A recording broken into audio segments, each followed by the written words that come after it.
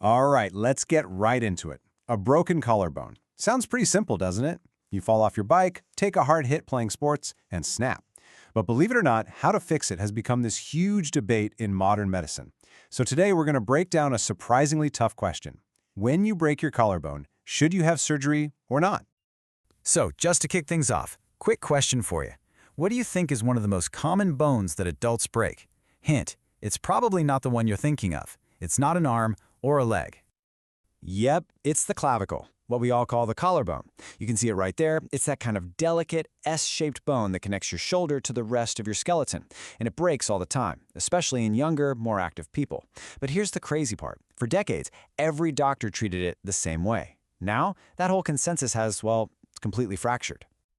So here's our game plan. We're going to start with how this whole debate even got started. Then, we'll look at the powerful case for surgery and the just as powerful case against it. After that, we'll weigh all the evidence, and finally, we'll see how doctors and patients actually make this call in the real world. Okay, first up, the old wisdom versus the new approach. To really get what's happening now, you gotta understand how things used to be. For the longest time, decades, the answer was easy. Just put your arm in a sling and let it heal on its own. And this was all based on studies from way back in the 1960s. But then, more recently, scientists started doing much better, more detailed studies.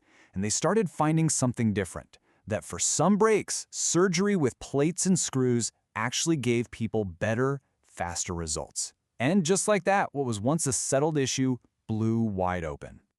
So this brings us to one side of the argument, the case for surgery.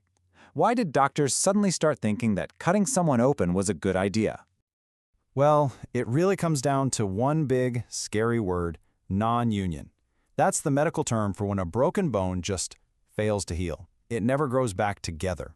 And that can mean long-term pain and a shoulder that just doesn't work right. What the new studies proved was that surgery massively drops the risk of that happening. So the argument for surgery is pretty compelling. Right off the bat, you get a much lower chance of non-union or something called malunion, which is when the bone heals but in a crooked way. But it's not just about the bone healing right, it's about speed. People get back to their jobs, to sports, to just living their lives way faster. And get this, for patients who are at high risk, a surgeon might only need to do 2 operations to prevent one person from having a non-union. That is a huge, huge deal. And this chart just says it all. Check it out. One study looked at people 6 months after their injury. Of the ones who had surgery, a whopping 78% were back to playing their sports. Now look at the non-surgical group, only 44%. If you're an athlete or even just someone with a physical job, that difference is everything. But, okay, it's not that simple, right? Nothing ever is. So let's flip the coin and look at the case against surgery. Because there's a lot more to think about than just how the bone heals. Look, any surgery has risks, and this one is no different. The metal plate itself can be annoying. It can rub or stick out, and sometimes it's so bad that you need a whole second surgery just to take it out. Then you've got the risk of infection or the hardware breaking. And because of where the collarbone is, there's a real risk of damaging nerves, or in very rare cases, the major blood vessels that are tucked right underneath it. And we're not just talking about some abstract risk on a pamphlet. This is a quote from a real patient who had the surgery. Listen to this description of what that nerve damage feels like. Not just numbness, but this constant tightness through the neck and shoulder. It's a powerful reminder that there can be real downsides.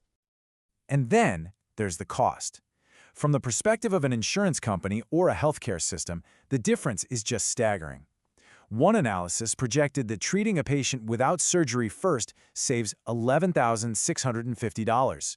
That's a massive amount of money, especially when you think about how common this injury is. And this right here, this might be the most powerful argument against automatically doing surgery.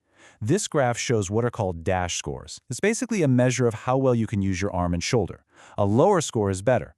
Now, the surgery group starts off a little bit better, sure, but look what happens over time. By the 1-year mark, the lines are practically on top of each other.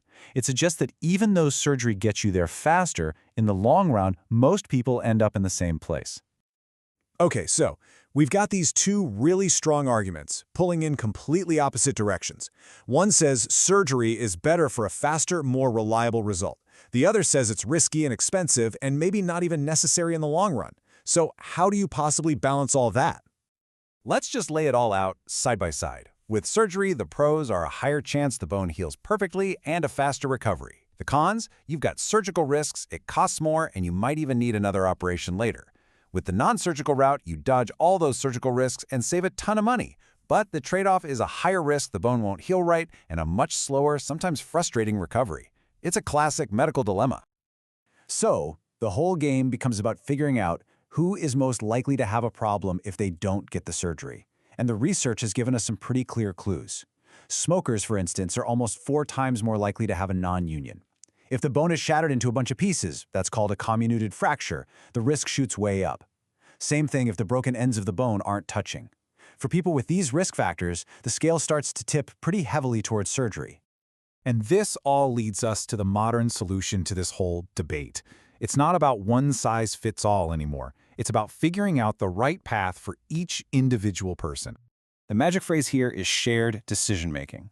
This isn't the old days where the doctor just tells you what's going to happen. It's a conversation. The doctor brings all the medical facts, the percentages, the risks, the benefits, and the patient brings their life, their job, their hobbies, what they care about most, and together they decide. And to help guide that conversation, doctors often use tools just like this. This is a treatment algorithm. It's like a roadmap that helps them consider all the factors we've been talking about. You can see how it points them toward that box in the middle, shared decision. It's not a rule book. It's a guide to make sure nothing gets missed for that specific patient. So in practice, the whole thing looks something like this. Step 1, look at the basics. How old is the patient? How bad is the break? Step 2, check for all those risk factors we just mentioned. Step 3, and this is so important, think about the person's actual life. Are they a professional pianist or a construction worker? The answer matters. Step 4, the doctor lays out all the cards, the pros and cons of each option. And then, step 5, they make a plan together. So I'll leave you with this question. It really all boils down to a choice between a faster, more predictable recovery that has real risks versus a safer, cheaper path that might take a lot longer. If that was your collarbone up on the screen, what would you choose? What do you value most? There's no single correct answer. And that, really, is the whole point.